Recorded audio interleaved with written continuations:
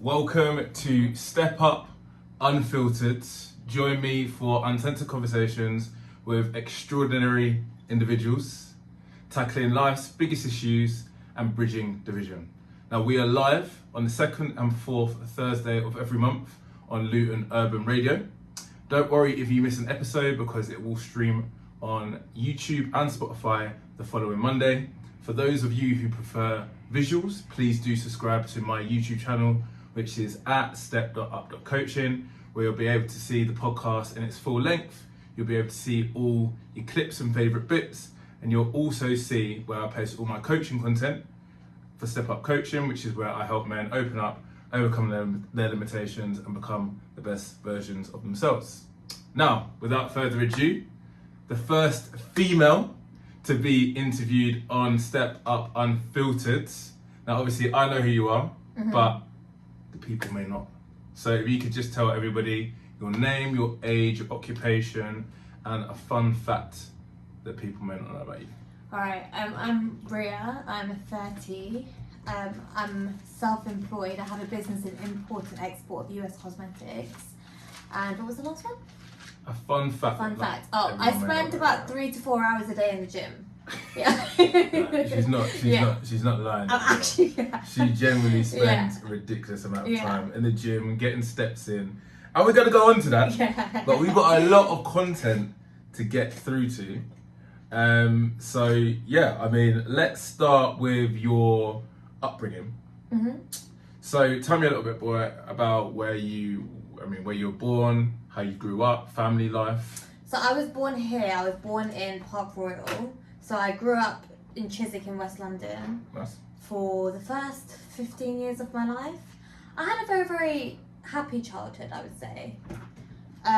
My parents were both the business owners, so they taught me a lot. I grew up with a sister who's now a professional photographer. Amazing. Yeah. That's about it, really. Nice. Yeah. Nice. It's quite basic. Well, I remember when we got talking, so we know each other through a mutual friend, and we literally just speak about nothing but gym. Gym, fitness, nutrition, motivation, hyping each other up for the last few months. So that's how we know each other. But obviously I know that you became a successful entrepreneur at a young age. So how do you feel that, the experience of your parents both being successful business owners rubbed off on you? Do you know what? My dad, I would say he's a very, very high value man. A very, very high value man in the sense that he's very, very committed. He's very, very disciplined. He never complains. He goes to work every single day. He wants to do more and more and more. He can't sit at home. Like he's grinding and grinding and grinding. And it's never enough for him, which can be a good thing, but it's also a bad thing. But it made me realise, like, shit, can I swear? Oh, no. So that's your one swear word allowed. No more swearing on the mic, just because it's live on radio. Yeah. It made me realise, I was like, wow. I was like, if I want to get somewhere in life and I want to be something more than average per se, like maybe I should try something, like try a business. So do you want to know about the business or? So let's dig into a business. I just wanted to pick up on one thing that you mentioned because I think it's quite an interesting talking point that's going around on social media at the moment. So you described your dad as a high value man. What is high value to you? Yeah, this is a really interesting question.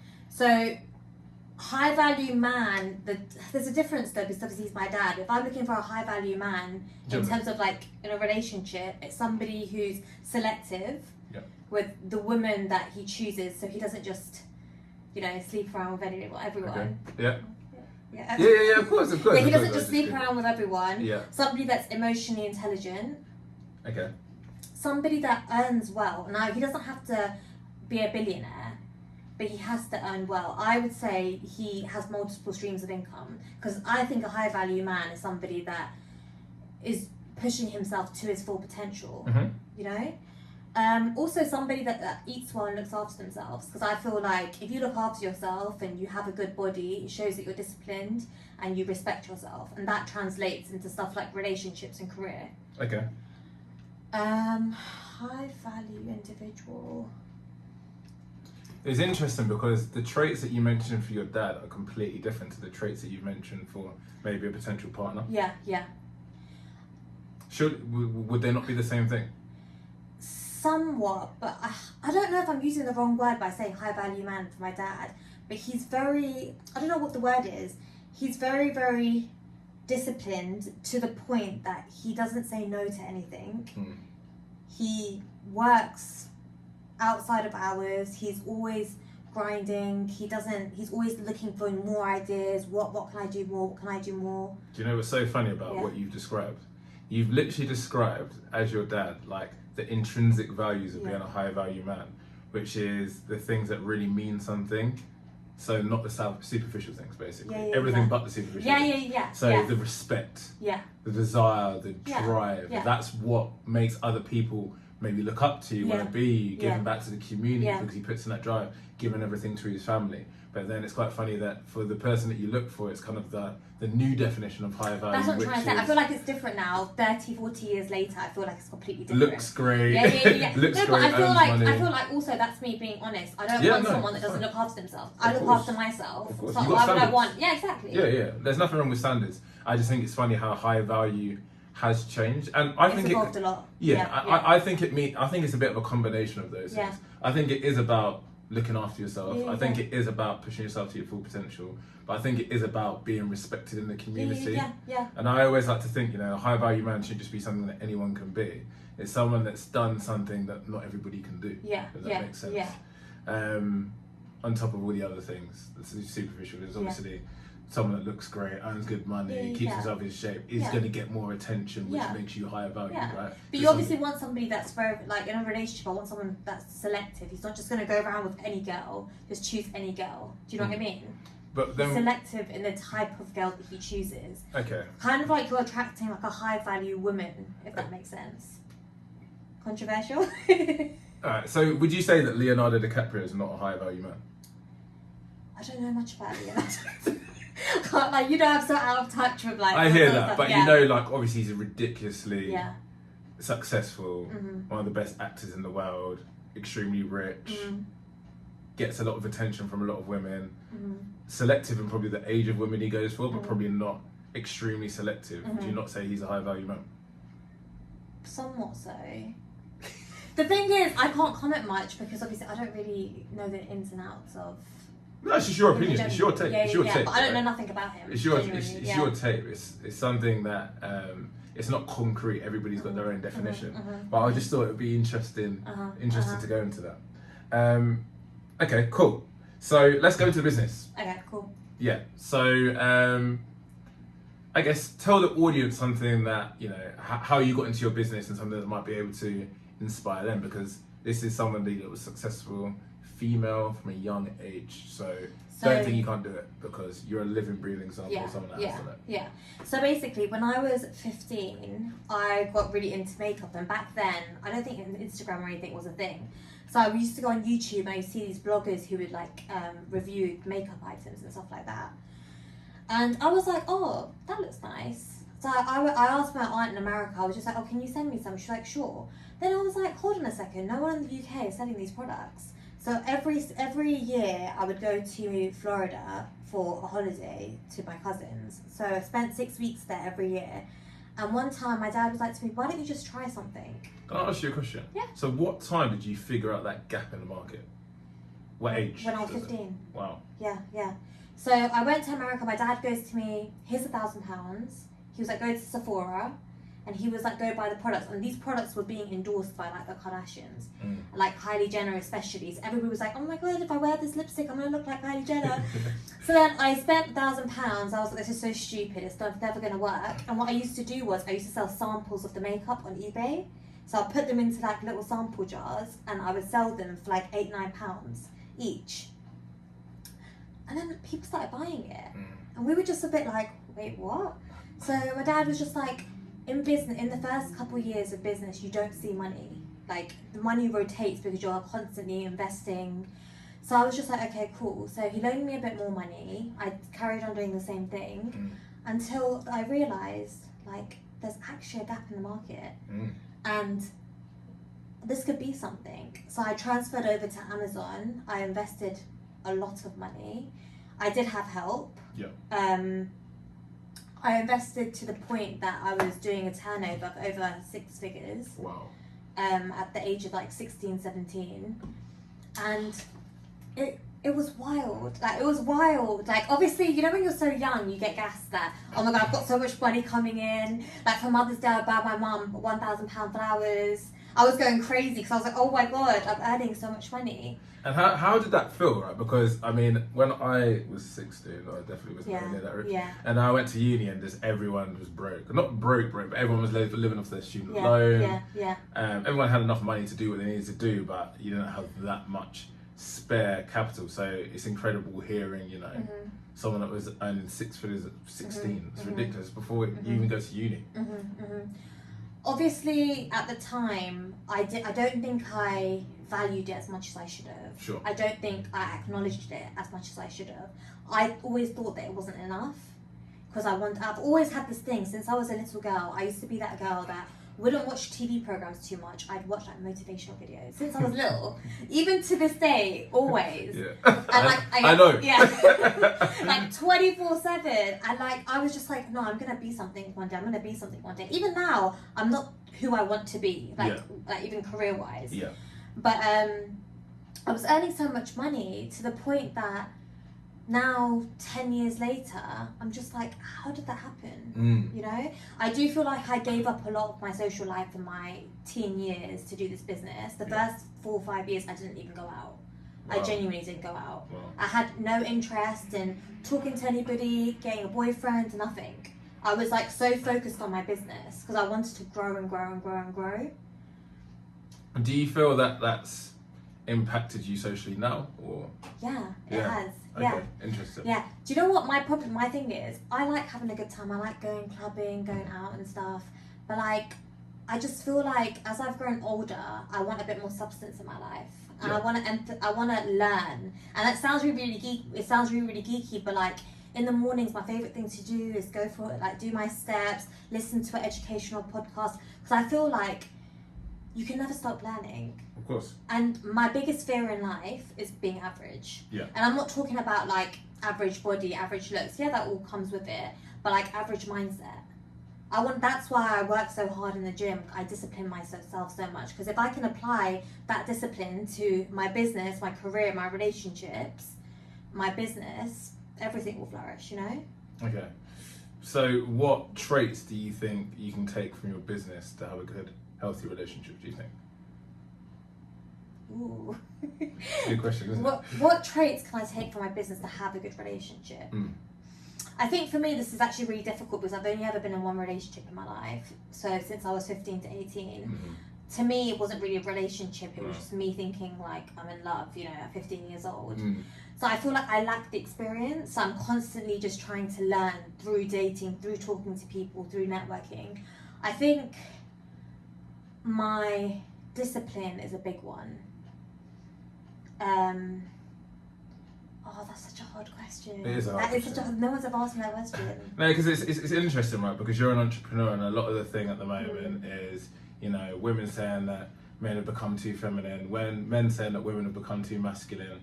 But part of women becoming masculine is potentially the fact, you know, more women are in the workforce. You yourself, entrepreneur, you need those masculine traits at times. You need to be shrewd. You need to be aggressive in business. And I feel like sometimes that can probably carry over to the relationship. And for me, I would happily date a woman that was an entrepreneur. That doesn't bother me at all. But like as a masculine guy, not fairly, no fairly about. I don't know who I'm trying to sugarcoat for. But like obviously, I would want a feminine girl. So yeah. I would say one thing. I think it might be a disadvantage. I'm not sure what your opinion is. I'm very, very tough love. Like very, very tough love towards myself and towards others, and that comes from a place of love. Yeah. You know, I don't know if I'm going off on a bit of a tangent, but so for instance, if I'm like I want to make X amount of, so basically what I would do in business is I would have a goal, because I only work September to December because it's a seasonal business. So I would always have a goal of how much total sales I want for that quarter. And let's say I'm not achieving that, I won't be like, oh, it's okay, Riya, don't worry about it. Like, you know, the market's not in your control, which is true. I'll be like, no, you're not doing enough. Look at all the variables you can control. Are you doing enough? Same applies to like your body. If you're not losing weight and you're complaining, are you doing everything you can? Are you controlling all the variables? No, you're being lazy. You're weak. Do you know what I mean? Yeah, I So think. I feel like I'm very, very, very tough. Yeah, no, for me, like, don't get me wrong. Obviously, you know me from talking to me. I'm a very direct person. Even when it hurts, I will say my opinion, and I want people to be direct with me because I hate sugarcoating around. Let's cut the fluff out. Let's just get to the main meat of the conversation. But yeah, obviously, I feel like some men, where it comes to like dating, not obviously, I know you're not masculine women, but where it comes to when they've spoken about dating someone that's a bit more masculine, it's where they're like, well, we don't want to just date each other. We don't want to be getting in from work and it's just long arguing, everything's a debate. It's nice to have that feminine touch. So that just made me think of that. But yeah, obviously amazing with the business. So is that business still something you're doing to this day? Yes. Yeah? Yeah. Still as successful as when you were younger? Yes. Perfect. Obviously, because of COVID and stuff, it did affect it. Naturally, it affected a lot of businesses. I am working on something right now. Can't speak about it, but my ultimate goal was never this. You know, I thought it would last a couple years and I'd be over it. I'm like, it's still going, you know? But I almost feel like if you don't take the risk, if you don't take a risk, like I think in life we all think, let me do this, and then we're like, oh no, actually, that might flop. I took the risk. I lost a lot of money within the first couple of years. A lot of money. When I say I lost a lot of money, a lot of stock didn't sell. I've still got stock from 10 years ago left.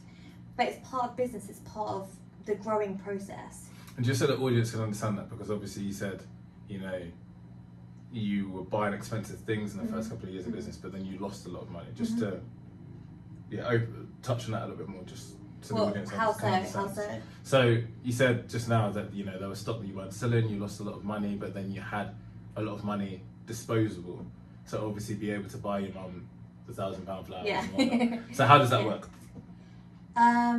Or was it just different stages? You mean the loss? Yeah.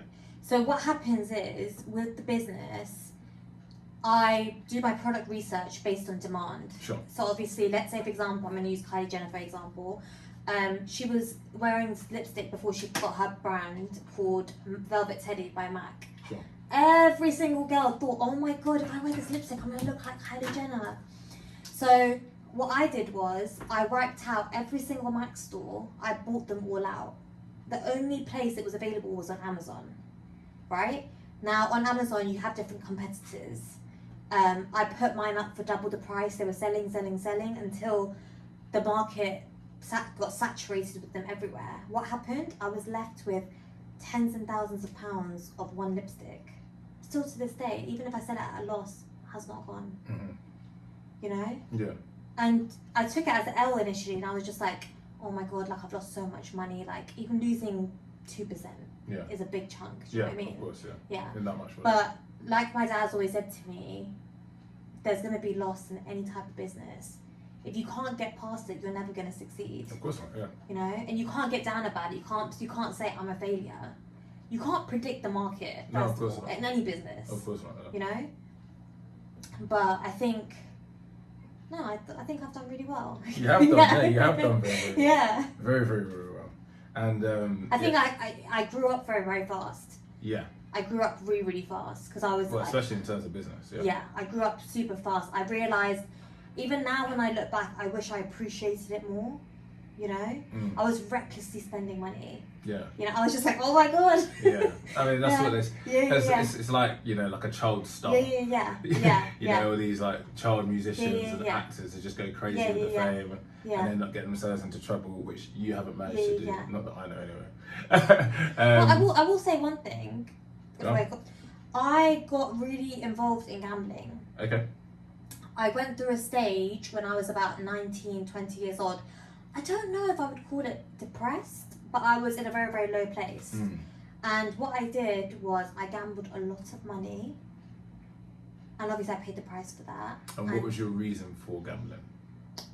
I think I was unhappy. To fill a void? Yeah. Yeah. And it's crazy because whenever I tell people about my business, they're like, wow, like you did it from 15, that's mad, you must be so happy. I wasn't happy. Yeah. I was miserable. It's not everything, is it? No. You know what's funny? When you have something, it's like when I lost all the weight, I thought, oh my God, when I lose all the weight, I'm going to be so happy. Then after you're just like, but now what? No. Do you know what I mean? Yeah. And I don't think that's a good thing either. I think happiness is all about being able to be content with where you are.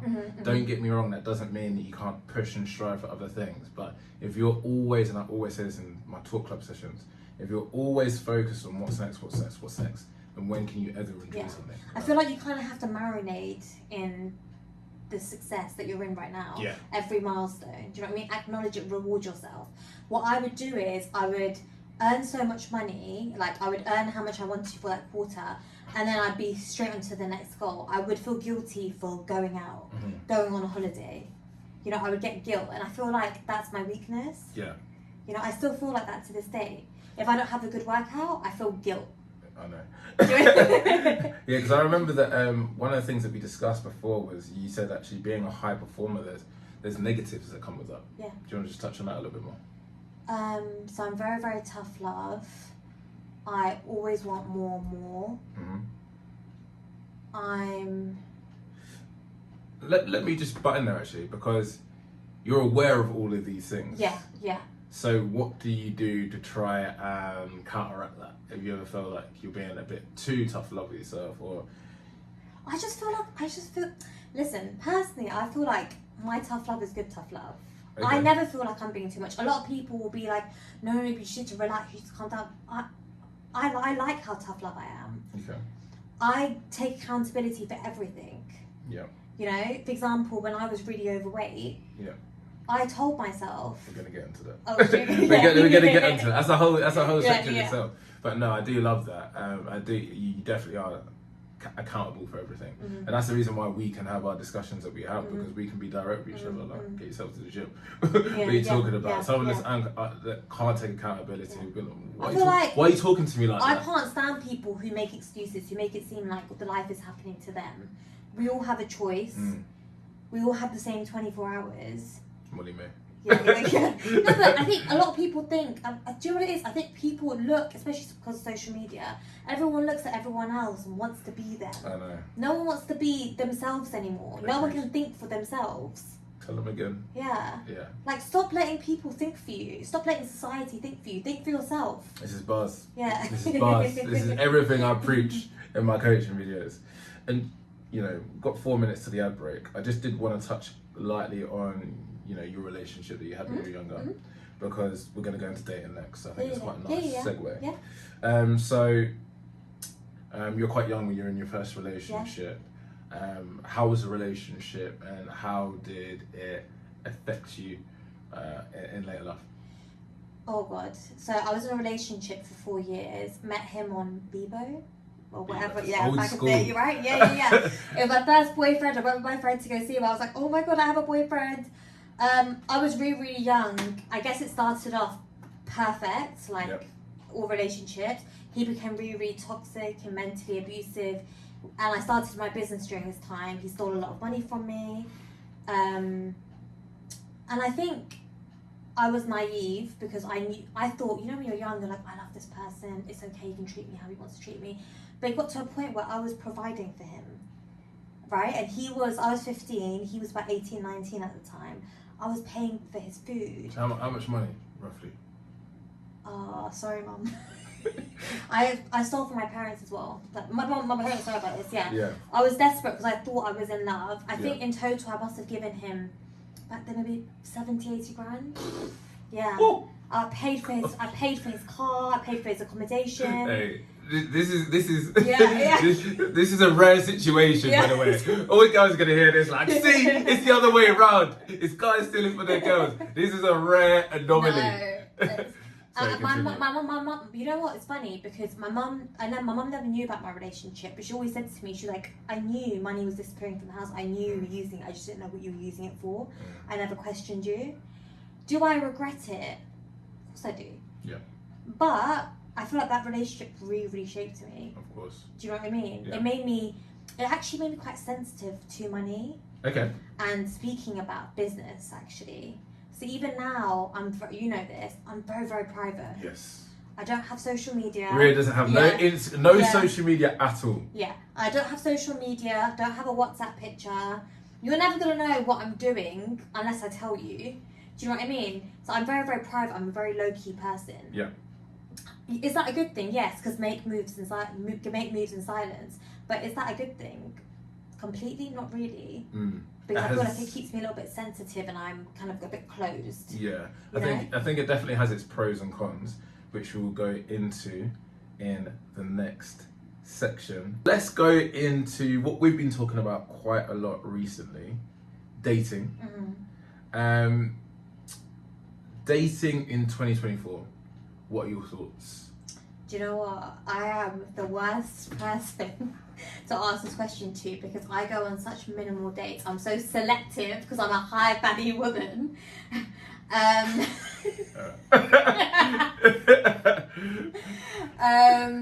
What are my thoughts on dating? Yeah.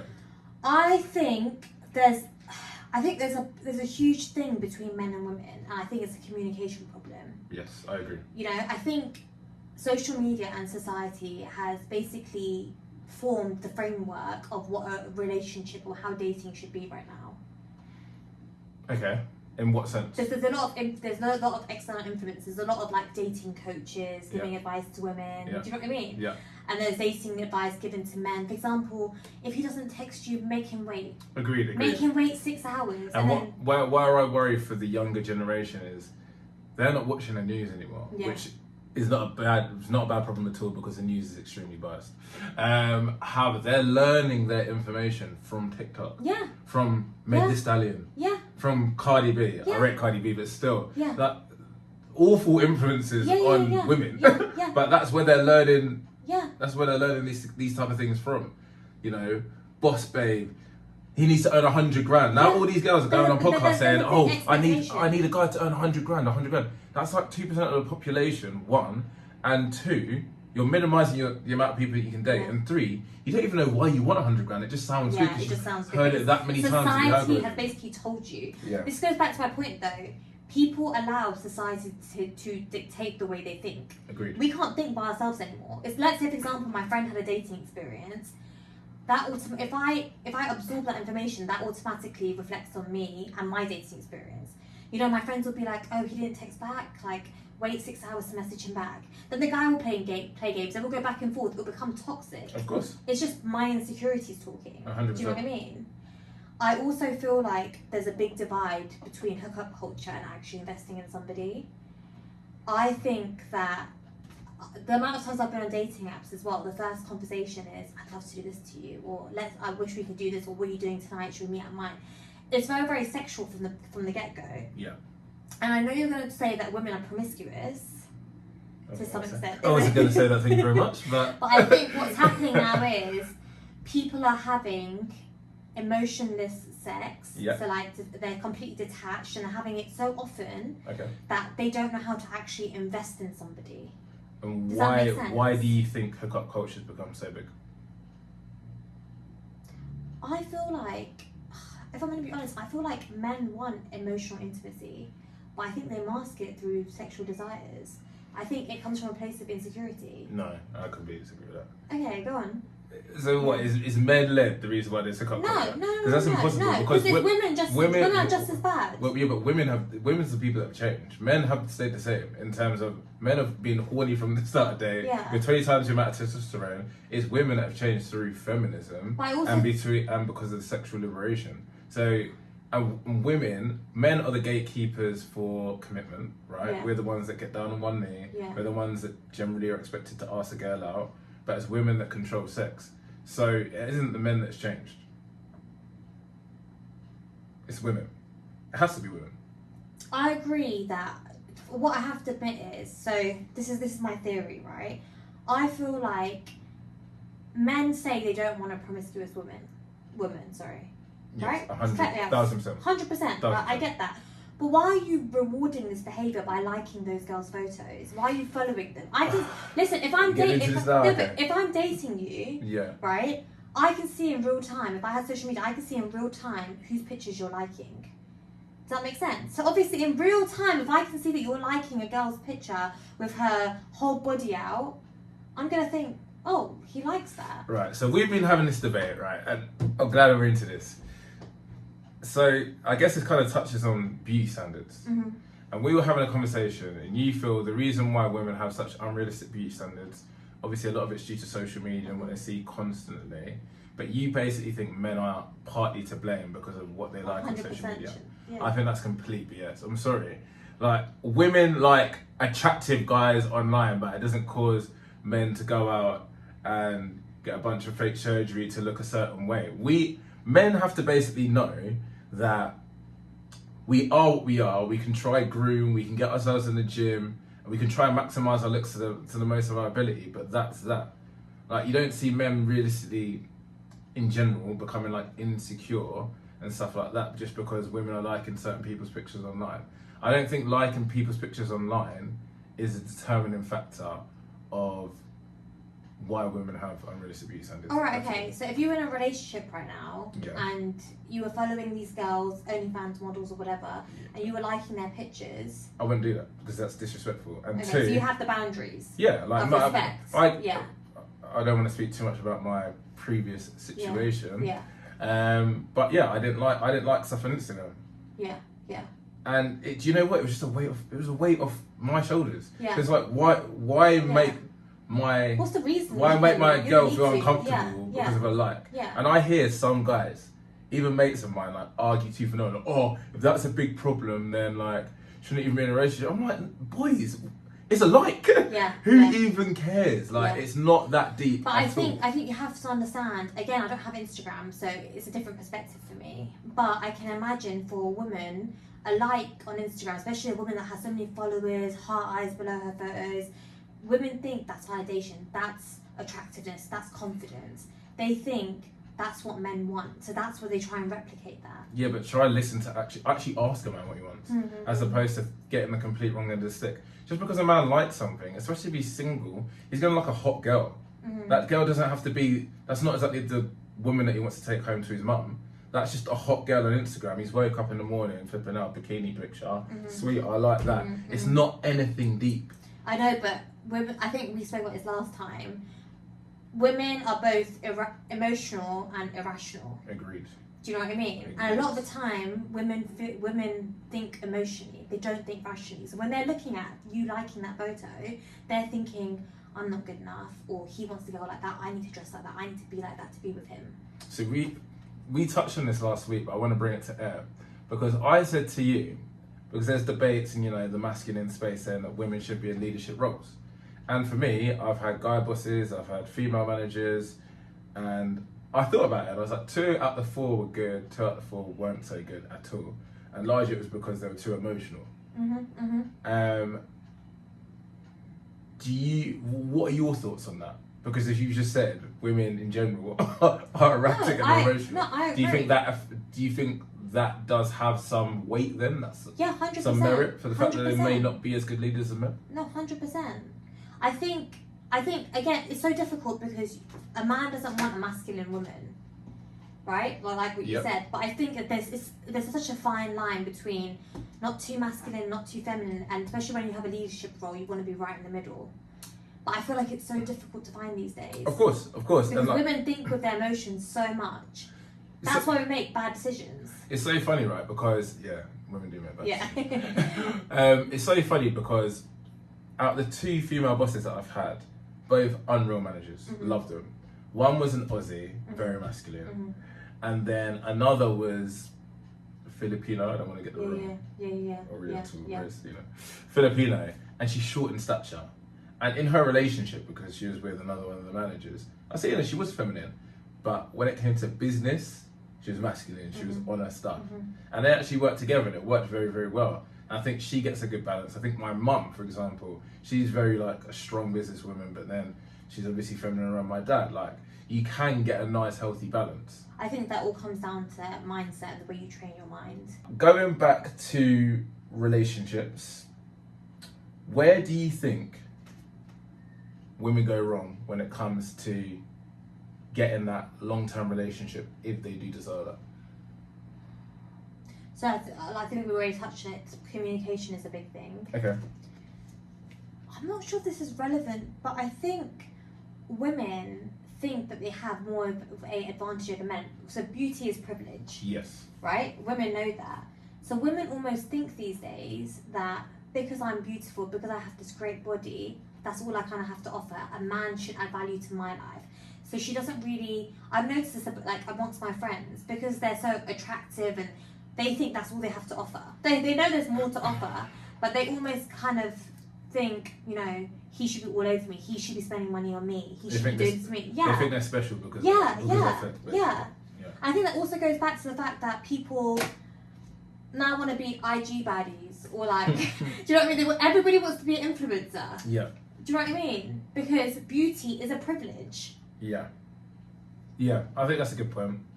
I think that's such a good point. Yeah, I feel like, because we've spoken about this, and I know you say, you know, because of likes and whatnot, guys kind of, I guess, contribute to unrealistic beauty standards. So girls think they have to do all these things like fake surgery, or they need to, you know, get some Botox, or It's even the simple things like, sorry to cut you off, it's even the simple things like, why do you think girls change their hair colour? They don't do it for themselves, they do it for guys. Why do you think they dress a certain way? Why do they struggle to admit that though? They'll never ever say they do it for us. They always say it's for me. And a good arguments for that. I think it comes from a place of insecurity. Agreed. Do you know what I mean? It's just, do you know what the problem with women is? And I hate to say it, but it's true. We're not honest. We can't take accountability. A lot of us can't take accountability. We don't want to hear the brutal truth. We try and mask things by getting surgery, by putting on makeup and stuff like that. If you ask me why do I wear makeup, and if I say I just wear it for myself, that's a lie. Yeah, because do you know what I mean? Why would you not wear it to bed? Yeah, exactly. Yeah. I want to feel attractive, not just for myself. I'm not going to say just for myself, for other people. Of course. Do you know what I mean? Of course. But I feel like you need to be able to, as a woman, admit that. Yes. Do you know what I mean? Yes. For example, when I go on a night out and I'm wearing like a sexy outfit, I'm wearing it for myself. Okay, cool, I'm wearing it for myself. But I'm also wearing it for, I'm proud of my body, but I'm probably wearing it for other people. Yeah, it's funny you say that. It's like, I got, not stick, but I had a lot of people make a lot of comments, let's say, for a comment I said on the podcast. I said, look, I've dated a stripper before, but I would never ever take that kind of girl seriously. Yeah. No offence. Yeah. It's just not what I want, and it's not like the kind of person I would take home to mum, just because we have different values in that sense. Yeah. And a load of OnlyFans girls were like, well, my boyfriend's not insecure, blah, blah, blah, blah, blah. And I said, okay, cool. And the thing is, like, it's not an attack on OnlyFans. I've got friends that do OnlyFans. One of my guy mates does OnlyFans. It's not an attack. But I rate the way he moves about it. He's just like, yeah, well, it gives me the opportunity to travel around the world. Now he's got a girlfriend. He's loving life in Australia. Yeah. Sweet, cool. Yeah. The only time it annoys me is when you're trying to put your bad decisions on the rest of the world. Yeah. So you say, I've done OnlyFans. Everybody needs to accept me for me. It doesn't define who I am. And if you can't accept that, then you're insecure. What? So what? If I kill, I don't know, a little boy. No, I agree. And then I do 20 years in prison, and I come out of prison. That's like me saying, well, every girl needs to accept me for me because, you know, Lord's forgiven my sins. I'm a different person. And if you don't date me, then you're insecure. It's ridiculous. I think, but that comes from a woman's insecurities. Do you know what I mean? Whenever a woman projects her insecurities on men, says that a man is insecure, she's just projecting it back to her insecurities. Women just don't want to admit shit. Oh, sorry. Women just don't want to admit things. Yeah. I think that's the big problem over here in society. No one wants to take accountability. So where I feel like women go wrong, because what I don't like is this narrative where it's like, okay, you've gone on a date and you think the man sexualized you or whatever, and guys just want to keep hooking up with you, let's say, and then it's like, well, men are trash. It's like, well, no, it's probably because of things that you may have said on the day. It may have been the way you dressed, It could be all these little things. I don't think it's Like, men basically use the dating stage or the seeing stage to vet a girl to see if it's worth commitment, basically. That's what men use the seeing stage for. But you know what's funny? I think a lot of girls that say men are trash are the ones that sleep around the most. Yeah, of course. And that's why they say men are trash. Yeah. So it's kind of counterproductive. It doesn't make sense. Agreed. Do you know what I mean? Agreed. I do feel like from the dates that I've gone on, even when I'm on these dating apps, I do feel very sexualized. And I feel like that, even like when I'm at the bloody gym, right? I feel like that. And I can understand, I might dress a certain way. I can understand, I can acknowledge that. Right? I'm not going to sit This is why I like there Riya, because we could have direct conversations. Most guys be like, how can you say that? Like, no, I get it. we need to, that's how you have an authentic conversation. I get it. However, yeah. I feel like what's happened over here is social media society has made women all look promiscuous. So when you meet a woman in real life, right, such as me at the gym, just minding my own business, someone thinks, yeah, you know, I can have a sexual conversation with her. But take 5 minutes to have a conversation with me and realise I have so much more to offer. I'm not that girl. But that's two extremes. Like, for example, I think that wearing a revealing outfit in the gym, I'm sorry. I think you are sexualising yourself, and I hate when girls say, oh, guys are sexualising me. It's like, you're sexualising yourself. But that does not give a man the right to go over and start talking crazy to you. Yeah. And that doesn't give the right a guy to start staring at you in the gym. I don't agree with any of that stuff at all, but I do think there needs to be accountability of recognising when women do sexualise themselves. Also, I recognise it. However, at the same time, again, I take full accountability that I do dress a certain way. However, I'm very, very confident in that, right? Yeah. I've spent years hating my body, so now that I'm at a stage where I can love my body, I will wear what I want. I can understand it can be misinterpreted by men though. At the end of the day, you're a single girl. It doesn't really matter. I just mean, like, in a relationship, some guys would. Do you know what is interesting? I would have a problem with that. Every time I go on a night out, guys always come up to me and my friend, they're like, you know, do you have a boyfriend? I'm like, yeah. They're like, does he let you dress like that? There you go. Every single time. And you know what I like? We're having authentic conversations. They don't have this anywhere else. Every single day. This is real life. Because this is real life. Yeah, every time they say that. Around the point. Every time they say that, and I always say, not that I have to justify myself, I understand that in a relationship, respect is a big thing, and boundaries. If my partner was to tell me, look, when you're with me, you can dress a certain way, but when you're alone, I wouldn't want you to. I don't think that's him changing me. I think that's him creating boundaries, and I'm happy to do so. Do you know what makes me laugh? See, I think that a lot of people now would say, oh, that's controlling. For me, that's actually showing that he's more secure. That means he cares about you. Yeah. Because if he didn't care, like me, for example. Yeah. If it's a girl that, like, we're having a bit of fun, one, I'm going to tell her. Yeah. Like, yeah. Just a bit of fun. Yeah. But two, we're just having a little bit of fun, and you're moving mad on nights out. Like, I'm seeing crazy stories, you're dressing provocatively. If I don't see it being in a relationship and we're just hooking up, I wouldn't care. Yeah. I don't care. Yeah. Go do yourself. Enjoy yourself. Yeah. However, if that's a girl that I see as wifey potential, you know, I deep it. I'm like, if I'm going to make that commitment, I've only ever made one girl my girlfriend. Yeah. If I'm going to make that commitment, then of course I care way too much. No, yeah. Especially, and I also don't want you to be in a dangerous situation as well. I know what guys can be like. Especially on nights out, I know that there are predators. The way that you dress is a big thing. The way that you, if you're coming across, even being, I know it sounds harsh to say, but being over friendly to the wrong guy, that just gives him more. The wrong way. It's like sales, buying signals. Yeah. He sees more opportunity to go over and talk to you. Do you know what I mean? That's what I'm trying to say. In a relationship, I understand a big key element is respect and setting boundaries. 100%. A lot of people that I've spoken to, a lot of my friends are like to me, when you get a boyfriend, if that's him controlling you, if he tells you to dress differently. But I always say, no, I think it's healthy boundaries. You tell, for example, just like I would say to my partner, I don't want you liking random girls' photos if we're in a relationship. That's a healthy boundary. That's not me trying to change you. That's exactly my point, but this is what pees me off. Why, when a guy sets boundaries in a relationship, it's seen as controlling, it's seen as misogynistic, all these stupid buzzwords that are chucked around nowadays. And when a girl sets boundaries in a relationship, it's just, oh, well, that's just what you do in a relationship. That really annoys me. I think it goes back to girls having conversations with other girls.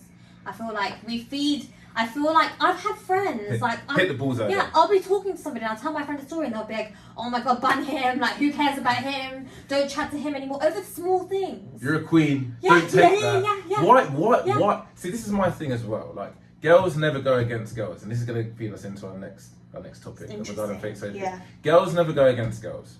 I've got different theories on this. I think it's because women believe. Well, I guess women were oppressed. You know, in the UK, US.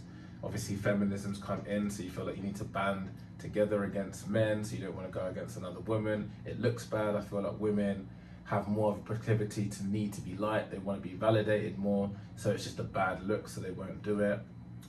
But why? Even if a girl, I've seen podcasts where a girl could be so rude, could be so in the wrong, and they will still never go against that girl. Now, don't get me wrong, there's good, like, I appreciate the fact that you're sticking up for somebody in your sector, let's say, but there's got to be a point where you got to call out the behaviour, because it will just continue to happen and happen and happen. I feel like a lot of the times with girls, they all speak for each other. Agreed. Do you know what I mean? It just goes back to my point, I keep repeating it, but it's so true. No one can think for themselves anymore. Yeah. Do you know what I mean? That's why nowadays sometimes, even if I'm talking to a guy and I'm in like a bit of a situation, I won't even tell anybody. Do you know what I mean? Yeah. Because if I get an outside opinion, my friend's probably gonna deflect it based on a situation that she was in before. I'll dare to Do you know what I mean? I didn't tell her friends anything. Yeah, She knew they would try to put a negative spin on things. Yeah. And just what I don't like about that, right, is it could be something that's so normal. Yeah. Right? And you're putting a negative spin on things from someone that's a normal, nice person, a kind person. Just because they disagree on something, you're going to try to put a negative spin and try and ruin that relationship, where there's actually like dirtbags out there that are abusing women, that are beating up women, that are actually physically controlling women. And there's no... It's like you're trying to attack the normal person for minor things instead of going for the big fish that are actually doing the big problems. Yeah. Why is that? Why is there such a need to try and nitpick at small things? Women just hate men. Do you know what? When a man rejects a woman or doesn't give her time of day or doesn't invest in her, automatically he's trash. Don't chat to him. You're better than that. You deserve so much more. But that's the problem. That's why relationships and dating is not successful. We're not actually giving enough. We're not actually investing enough time. We're kind of giving up within the first month or so. And do you know why? A big component for that is the fact that we have got more options than ever before. Not really men as much, at but our women. disposal, so much. Women now, oh my gosh! Now because of social media, you've got access to higher status men, and now you don't need a man for their money. Do you need a man? But you don't need a man for their money as such. So now you can obviously get with much higher status guys. The floodgates are open to everybody. From a guy's perspective, they've now not exactly getting more success more than ever before, because more men are sexless more than ever. However, they have more access to obviously more people. So now people are just getting in relationships and just going, oh, okay, well, if that ends, then that person's interested in me, that person's interested in me. I've got 12 other blokes in my DMs. I've got 5 people in my Facebook Messenger. There's all these options. And I personally feel that if you want a relationship to work, both of you need to compromise and both of you need to put in the work. Do you know what I find? I find that, for example, I'm on Hinge. Let's say I'm talking to you and then you have responded back to me, let's say for 2 days. My friends will be like, oh, just go on Hinge, go swipe a couple guys. I'll swipe a couple guys. I'll give 10% to one guy, another 10% to another guy, another 10% to another guy. That's not actually me investing and taking time. Do you know what I mean? 100%. Because that 10% is just, hey, how are you? What are you up to? Do you know what I mean? It's dead chat. It's just, exactly, it's irrelevant. You know when you're speaking to so many people on a date and like, you forget what you say. Yeah, not even that. My friend always Stories, says, my friend, she's a serial dater. She's on dates on a weekly basis. I'm like, how do you do it? And she was like, Riya, it's so hard to entertain all these guys. I forget things about them. I feel like, she even says herself, she's like, I feel like I'm single because I'm investing in so many men that I can't keep up. That I can't actually try and even adopt feelings or like get to know them properly because there's too many of them. That's true. Do you know what I mean? Too many. Yeah, there's too many. Yeah. So unrealistic beauty standards, we'll go on to that after. We've got a couple of minutes. So just to touch back on Instagram, why you're not on Instagram. So what are your reasons and what do you feel are the pros and cons? Okay, number one, I don't like photos. Yeah. Yeah. A struggle to get pictures of Riya. And everyone online thinks like everyone on like dating apps thinks I'm a catfish because they're like, oh, send me more photos. I'm like, I don't blame them. I don't blame. I'm now at that stage. I've been catfishing a couple of days. I now want to see Facebook, Instagram. Video call me. I need to do the full works. Yeah. There's nothing worse than going on a date with somebody that's on the whole catfishing. Yeah. Girls, We've it's all been pointless. there. Yeah. Stop using filters. Stop using face apps. Stop trying to reduce your weight because you're going to go on dates. The guy's not going to want to see you again, and then you're going to think men are trash. When they're not, you've just made yourself look fabricated and not the way that you actually look. Yeah, I think both men and women, but even men, have forgotten what a normal girl looks like without a filter. If you think about it, like now, even like through Instagram and stuff, I feel like men have forgotten what women look like without makeup. What a normal woman looks like. Like, how do I look on a Sunday evening, like sitting on the sofa? I don't think this is true at all. I feel like if you speak to most guys, not a rapper that wants to meet a girl from a music video short term, speak to most girls want a naturally pretty girl. Yeah. So that's not a filter this, filter that. Guys might want that for someone to sleep with. It But might why look hot are in a you club. liking their photos? I don't Because understand. it's hot. It's hot. Yeah, but girls don't know this. You have to understand. Girls aren't thinking. So all girls need to watch and listen to Step Up Unfiltered because this is where you get the raw, authentic conversations. I'm telling you what guys like. And this is somebody that's travelled the world. I've worked in Ibiza 4 times, worked in Greece, worked in Thailand, worked in Miami, been to Dubai, went to South America. I've been everywhere. I have a good sense of what guys want. Posh guys, not so posh guys, Alright, spook but I guys. think you have to understand that a woman sees it from a different perspective. If you're constantly, okay, listen, hear me out. If you're constantly liking, 10 seconds left. if you're constantly liking a girl's post who's got her whole body out, other girl is going to think that is what you want. We'll get back to this on the next part of the show. Just to finish off kind of dating and unrealistic beauty standards. So we've touched on unrealistic beauty standards for women.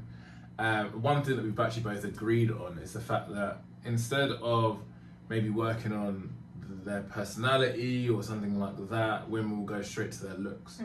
Which basically, so many guys just want a girlfriend in this generation. 1 in 3 men under 30 are sexless, right?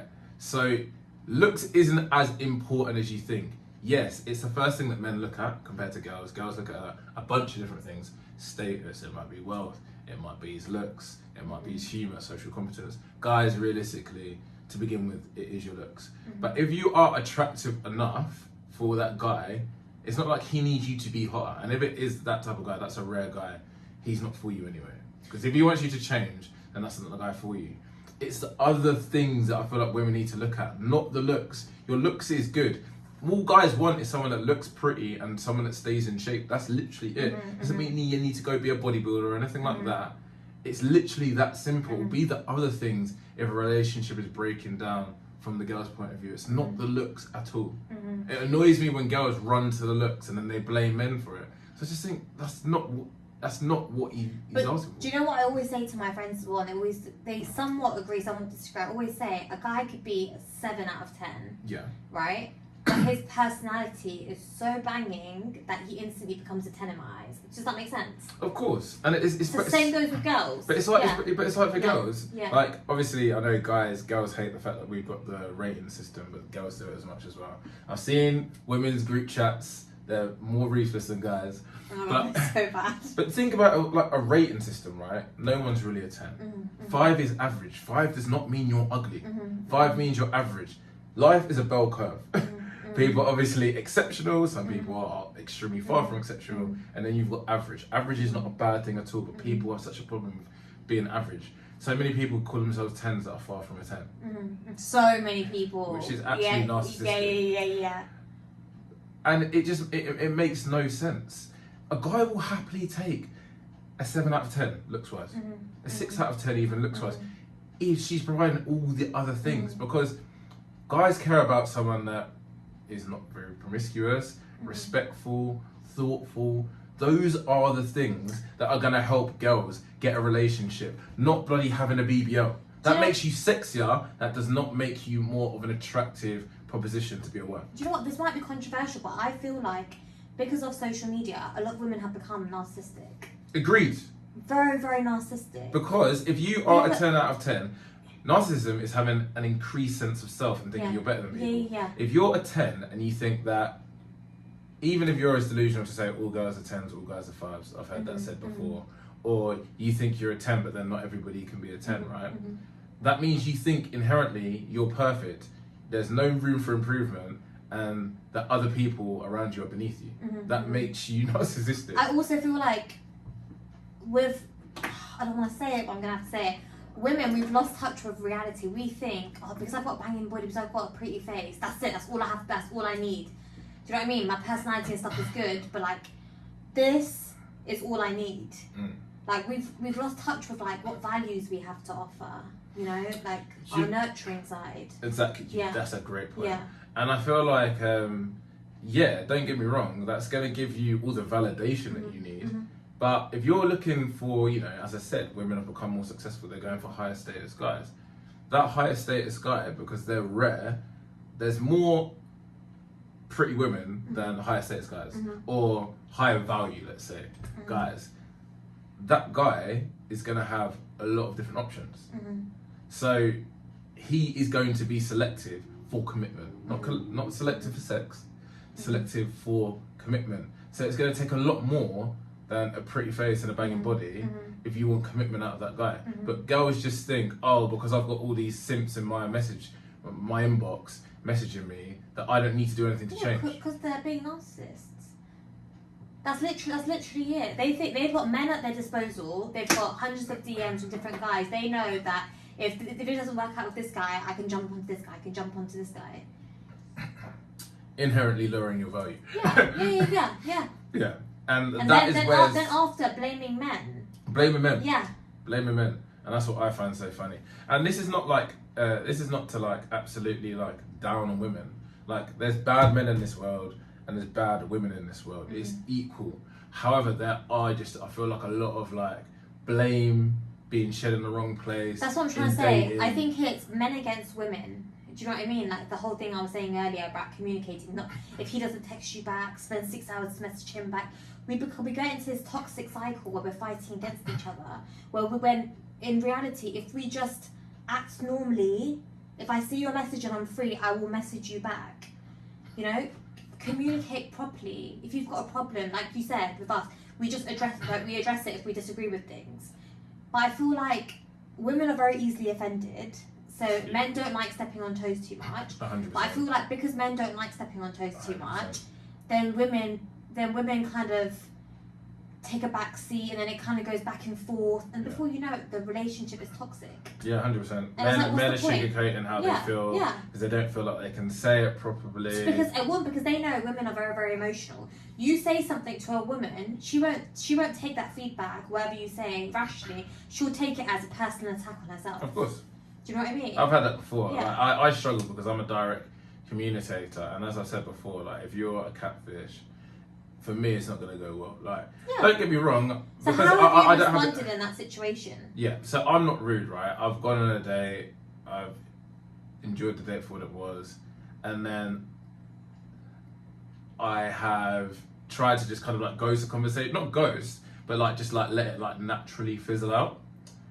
And then I remember there was this one girl who was like, "Oh, this person's died. How are you gonna like go quiet on me?" And I was like, "Alright, do you want me to?" I was like, "Do you want me to be honest?" Yeah. It was this reason.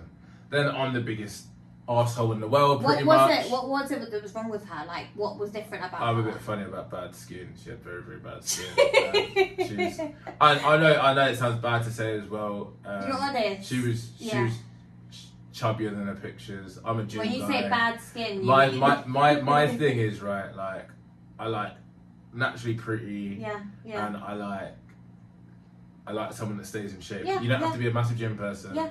But if your pictures are from years ago when you were slimmer and you're coming on a date with me big and chunky, and the thing is right, I really should have been more direct because all I did was waste my time and her time. Yeah. But then if I am too direct, then I'm a prick. Yeah. So it's like, how do you play it? I agree. I felt I played it in the best way I could. But even whatever way I did it, if I was too direct, it was an issue. If I was sugarcoating it too much, it was an issue. And this is where men are confused. Why is he not just being honest? 100%. Yeah. So just to go into this, so we touched on, you know, unrealistic beauty standards for women. But what do you think they are for men, and how do you think it affects men? I feel like men can't max out on looks. They can't really wear makeup. They can get surgery, like pec implant stuff, but it's very, very rare. Yeah. So I almost feel like they need to, because they can't, and plus height is a big thing, Yeah. right? So here's my Riya won't date anyone 5'9" and under. I'm not I gonna lie said, what to happens you. if you were dating me? She was like, yeah, well, you're 5'10", she just about make it. No, Crazy. do you know what? I'm a hypocrite for that. And how tall are you? I'm 5'2.5". Female logic. No, but do you know what it is? We've been wired through society and through my friendships and stuff like that. Oh, how tall is the guy you're dating? He's only 5'8". He's only 5'9". Oh shit, he's bare short. Like, girls are ruthless. Yeah. And I think it's stupid because what's 1 inch gonna do between 5'9" and 5'10"? Like, when I'm thinking about it rationally, what is it gonna do? True. Do you know what I mean? And I feel like man can't max out on looks. They don't have makeup. They don't have stuff that women have. So I think it makes it so difficult for them. Yeah, 100%. But we have to just accept it. You have to accept it, and also the only thing you can really do is like focus on how you dress, focus on your body. But your body's not as simple as going on the surgery table for 3 hours, waking up with a big bum. You got to grind in the gym. And I'm not talking for a couple of months. I'm talking for years. You got to be able to eat healthy. You have to have that discipline. Flex and guns. Yeah. Ria's in ridiculous shape, by the way. I was up until an injury a month ago, but yeah. Maybe we'll touch on the injury in the next segment. Right, I want to get onto the fake surgery epidemic. Cool. Because we've had conversations about this. You've obviously had your little piece of fake surgery and whatnot. So I think you're the perfect person to talk to, because I want to talk about this, but I don't think it sounds right just coming from a man. Right? I think there's a huge problem with fake surgery.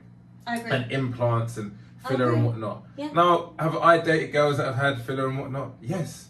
May I date more girls with filler and stuff? Yes, but I still don't think it's good for society. Yeah, no. And the problem is there's so many girls that are getting all of these surgeries done, not even by actual official nurses and doctors and whatnot, just by random people.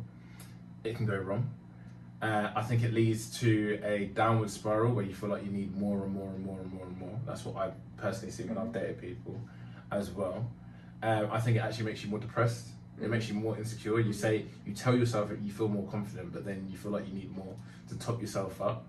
And I feel like it's an awful message to young women. Because young women, they turn 18, they're bombarded by all these images online, what they think are perfect. The amount of pretty girls that have damaged their face through fake surgery And now they look is botched. ridiculous, and it just looks Ridiculous, botched. yeah. Why? Yeah. He was stunning before, and that's not gonna make a guy more attracted to you. Girls, understand this. Fake surgery in general, if you get like a little bit that looks natural, like fake boobs, that, you know, you're going for the natural look, or a little bit of lip filler because you want your lips just to be a little bit more full, and you haven't overdone it. Yeah, I get it. However, when you start going overboard, it makes you more sexually attractive, but it deters you further away from a long-term relationship, because again, you are sexualizing yourself. You're giving yourself the porn star look. When guys whack off to porn, that's what they're looking at. They're looking at girls like that have a got real life these porn ridiculous, star. yeah. You, ridiculous lips for for the ridiculous BBL, huge boobs. So I'm so curious about this. Do men actually like that? Like, for example, do you know the girl from Love Island, the season that just went? Hannah, the blonde yeah, one, Hannah. I'm not gonna lie to you. Even if I was a man, I would never find that attractive. I think it's too much. Right, how honest am I being? Right, Yeah. so basically, there's 3 schools of thought. Some guys think it's horrific. A lot of guys find it sexy. I feel like most guys fall into this category. Sexy if they're on a night out and she tries it, you're like, What, to that extent? No, but I'm saying night out, you've had a few drinks, got big boobs in your face, you're single, big lips, you're like, bloody hell, do you know what I mean? Yeah. Sexy, but it's someone that you would never ever take home to Yeah, love. of course it's a lot of sex appeal, but you can't take something like that seriously. And it makes me laugh is because people like that think, oh well, I still get man. But it's like, yeah, you you get a lot of attention, but how many No, people are really committing? Those are the men that want to sleep with you, not want to be with you. Exactly. Do you know what I mean? Exactly. Yeah. Exactly. So yeah, I feel like that's the kind of like the two camps where guys mostly sit. Does that mean that she's not ever going to be able to get a relationship? I'm not saying that at all, because she, you know, she has a cracking personality as well. That's why it's important to date people in person better than kind of online dating. Do you know what I mean? Because you can sense a vibe. It's a bit better. But like, let's stay on that, because I think it's a really big topic of conversation that people either too scared to talk about, or they feel hypocritical because they've got the surgery. You know, obviously you got your breast done. What was the reason for that? So, I was about 110 kg. Yes. About 5 years ago. Wow. I lost loads of weight, and I became 5'2". 5'2", yeah, 110. I lost loads of weight, and I got to about 54. And I'm. Do you know how crazy Yeah, that is? I know. You I know. halved Half in my weight. Yeah. You literally went from being, what, 15 kg, you went from being 15 kgs bigger than I've ever been, Yeah. to then being like Yeah. 40 kg under me now. Yeah, it's crazy. That is It's crazy. ridiculous. Yeah. So I lost a bunch of weight, and I come from an Indian background, and I said to my mum, I was like, Mum, I really want to get a reduction, I want to get a lift, and I want to get implants. Mum was like, we don't do that. She was just like, you're fine the way you are. And I go, Mum, I literally showed her my boobs, and I was like, look at me. My posture's bad, it's dragging down. I'm not trying to justify it. Yeah. I did it regardless. Went to a surgeon, got it done, completely smooth. But it's crazy because after I got them done, so when you first get your boobs done, they're really swollen. And after a couple of weeks, they start dropping and they start getting smaller. I started thinking, oh my God, I made a bad decision. I should have gone bigger. Do you know what I mean? I went back to my surgeon, and he said to me, oh, do you know what? He looks at my waist area. He's like, you know what? We can do a bit of lipo on your waist. Maybe a bit on your back. That's what made me kind of realise, wow, this is so addictive. Because a perfectionist is telling me, you know, you could do this, you could do that.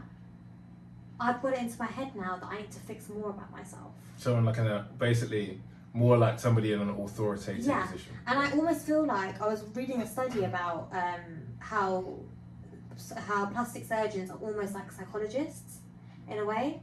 I don't even know about psychology. No, psychologists. Psychologists? Are they not just literally just? No. Aren't they just serving your insecurities? No, because they have to act as a psychologist, because there's a difference between a good plastic surgeon and a bad plastic surgeon. But what would you say that was? Because I'd say that's a bad plastic surgeon. Because he's basically basically telling me that I didn't think anything was wrong with me at the time.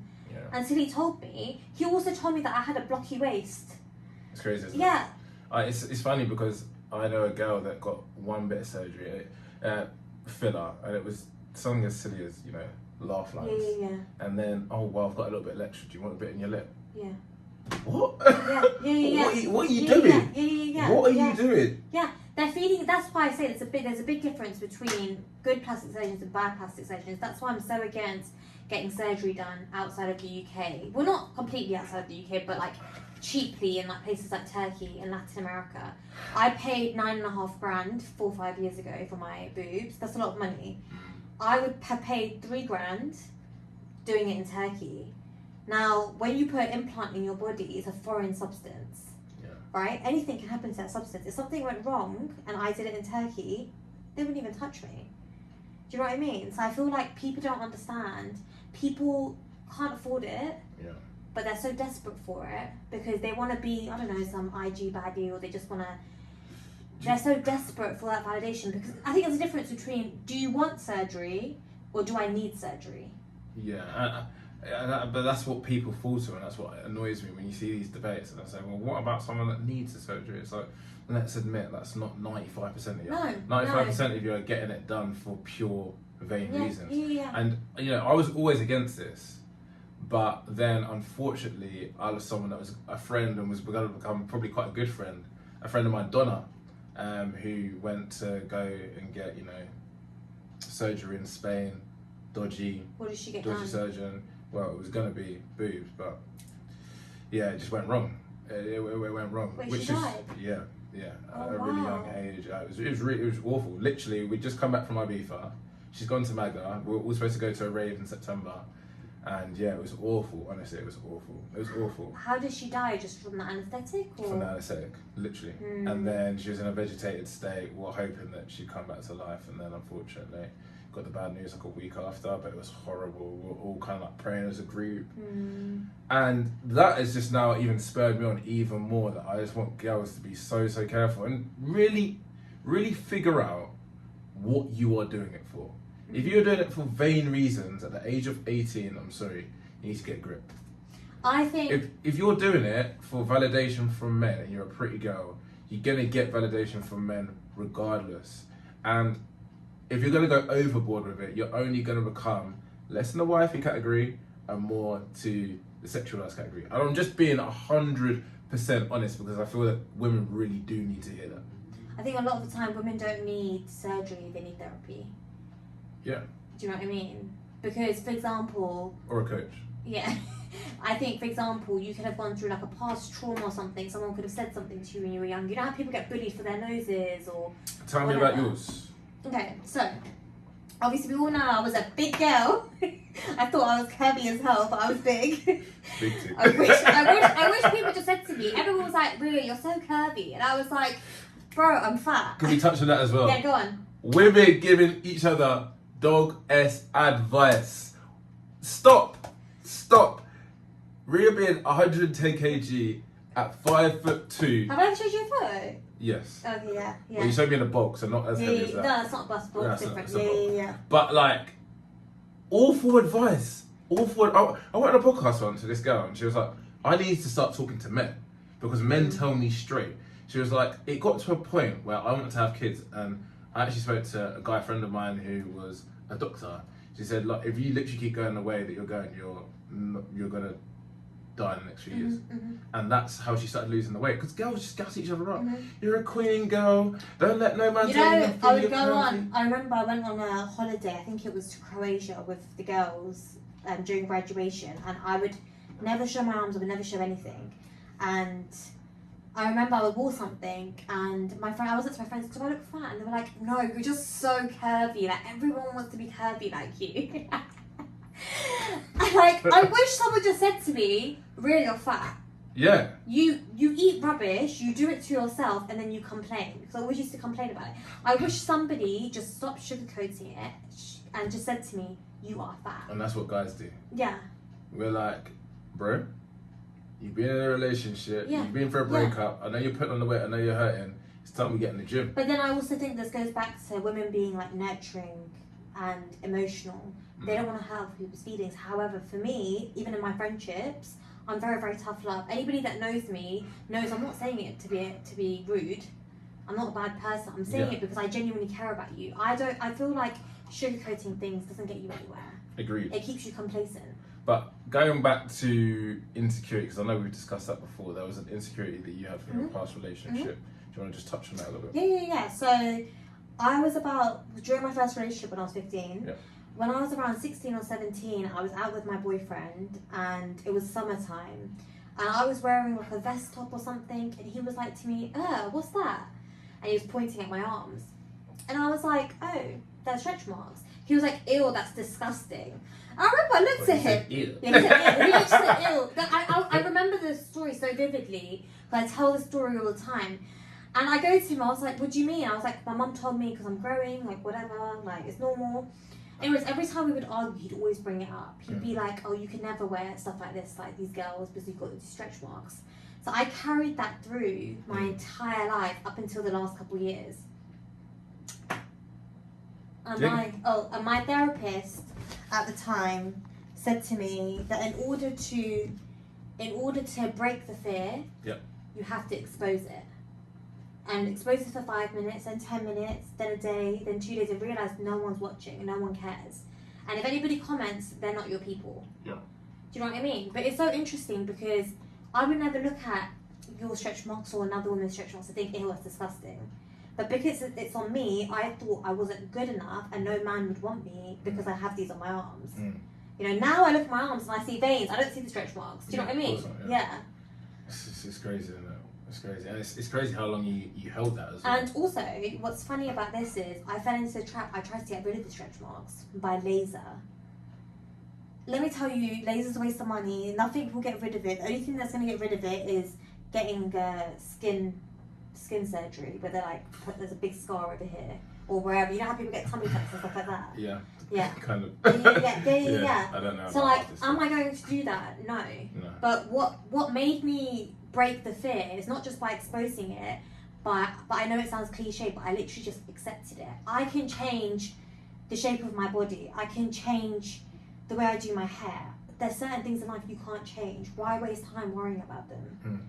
And plus, if a man is going to come say to me today, oh, that's disgusting, you're not my person, that's it. 100%. Do you know what I mean? 100%. There's no point living with the trauma. There's literally no point. Yeah, that's strong. Strong words. So going back to fake surgery, we've got a couple of minutes left to the ad break. How do we fix it? How do we fix... I class it as an epidemic because it's something that no one's talking about. No one's saying it's an issue. It's making people more depressed. 1 in 7 teenage women, I believe, have had suicidal thoughts due to what's your social opinion media. on that? Do you think that's dramatic or do you think that's... No, I don't think it's dramatic. I think it's blatantly obvious. Yeah. I feel like you could be them. I'm pretty confident in myself, and even I was thinking over lockdown, like, well, how are all these guys bigger than me? Like, what am I doing wrong in the gym? And I'm confident in the way I look and whatnot. It can happen to anybody. And someone that's a lot more insecure than me, I had a great upbringing, great friendship group and whatnot. How are they gonna feel, right?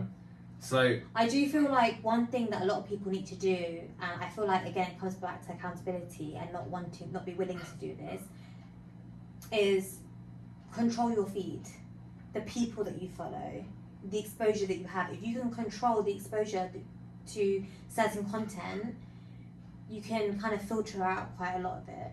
If you're constantly following girls who've had fake surgery, you're going to see that every day. I think that will help. I'm not going to say it's going to eliminate. I think that the problem. definitely helps, but I think it's just too. I think it's just too broad now. The Kardashians are just too big, and then all these other kind of like people that women like idolize. I think are the bad bees and whatnot, and they have had all the surgeries, the BBLs, and it's just a perpetuating toxic cycle, which just seems impossible to stop. I feel like it has to be more women coming out. I saw Katie Price come out in the news with a very, very brief thing about saying that she regrets all the surgery she's done. But it needs people like that to go on huge platforms and speak about it to the masses. I don't even think it's people at this rate. I think it's something working on the way you see life and your mindset. Self-care. Yeah. Let's go. Just to end that segment on fake surgery. So what's your final thoughts on all things fake surgery, lipo, BBLs, everything? So I think it's all very, very dependent. Obviously I'm a big gym girl, so I do advocate looking after yourself and working hard in the gym. I know, for example, stuff like boobs, you can't grow. However, my personal opinions on BBLs, obviously they're so dangerous. 1 in 3,000 people die from a BBL. That's big. But stuff like BBLs and liposuction, for me, honest, I think it's just people being lazy. Good. People want instant gratification. Within 3 hours on the surgery table, wake up with a new bum, like no waist. Do you know what I mean? People don't want to put in and wait for the delayed gratification of working months and years in the gym and building a natural body.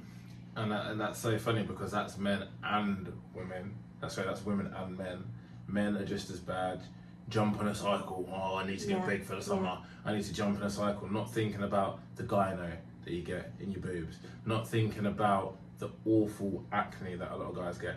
Not thinking about the lack of sex drive. I know you go through waves and whatnot. Not thinking about the lack of testosterone that you have from coming in woods. And especially people that aren't even competing, they just want to get a little bit bigger. It's like, put the bloody work in. There's so much information. There's never been a time where it's as easy to get big, put on size or decrease in size. Not even that, you need to think of it. You need to think of it as not a 6-week thing, not a 6-month thing, but a lifestyle. Do you know what I mean? And I also think I was trying to touch on hip dip culture. Do you know what that is? No. Hip dips. Talk to me. Yeah. So I've been seeing a lot of this go around, and a lot of girls in my gym come up to me. You don't get abducting machine for your glutes. A lot of girls will be like, "Oh, you're doing that for your hip dip." So basically, women that anatomically, they're not supposed to have perfectly round hips like what you see like BBLs. There's kind of like a little bit of a dip. It's completely normal. It's part of your muscle structure. Now, women think it's now it's frowned upon in society. You know, you should have perfectly round hips. That's why people get BBLs. So people are using the abductor machine in the gym, thinking it's going to get rid of the dip in their hip. But I'm just like, can you please just wake up? What is wrong with having regular muscle in this area? Okay. It's normal. As a man. Yeah. That has Do you dated, notice it? As a man who's dated quite a lot of women. Yeah.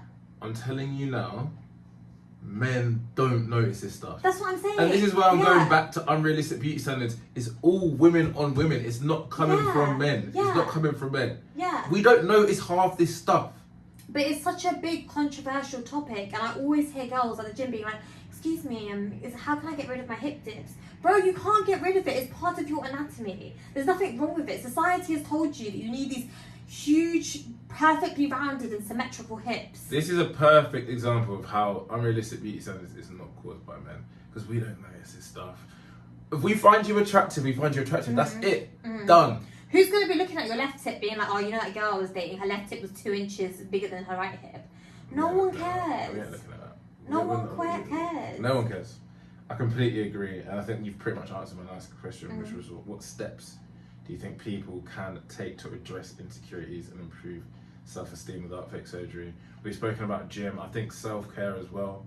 Really being in love with the person you are because of the things you're doing, the actions you're doing, how you're helping your family, how you're helping your friends, what impact you're having on society.